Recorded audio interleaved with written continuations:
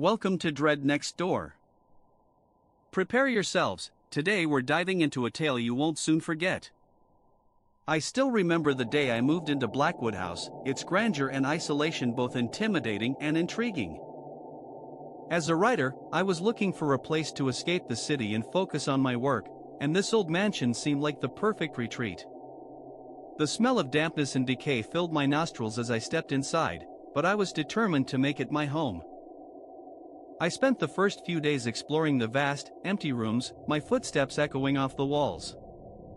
Every creak of the wooden floorboards beneath my feet made me feel like an intruder, but I was resolute in my decision to stay. The silence was almost palpable, a heavy blanket that wrapped around me, making it hard to breathe. I tried to shake off the feeling, telling myself it was just my imagination playing tricks on me. But as the nights drew in, and the darkness outside seemed to seep into the house, I couldn't shake the feeling that I was being watched. I would hear the crunch of dead leaves outside my window, even when there was no wind, and the sound of my own heartbeat seemed to grow louder, as if it was the only sound in the world. I started to feel a sense of unease, a creeping dread that seemed to seep into my bones. I tried to focus on my writing, but the words blurred together on the page, and I found myself staring out the window, searching for something, anything, to explain the eerie feeling that had taken up residence in my chest. It was then that I started to notice strange things, doors creaking open on their own, the sound of whispers in the hallway, and an unshakable feeling that I was not alone in the house.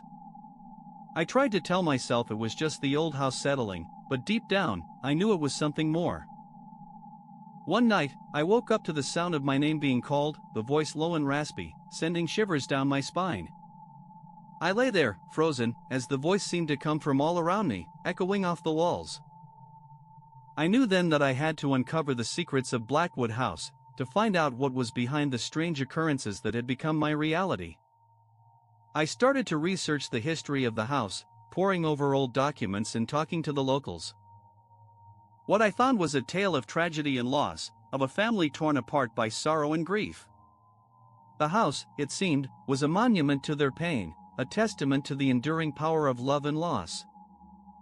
As I delved deeper into the mystery, I began to experience strange and terrifying events, objects moving on their own, ghostly apparitions in the mirrors, and an unshakable feeling of being pulled towards some unknown destiny.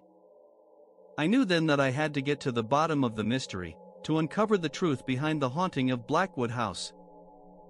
It was then that I discovered the hidden room, tucked away behind a secret panel in the library. Inside, I found a series of letters, written by a young girl who had lived in the house over a century ago. As I read through the letters, I realized that the girl had been trapped in the house, unable to escape the grief and sorrow that had consumed her family. I felt a deep sense of connection to the girl, a sense of understanding that went beyond words.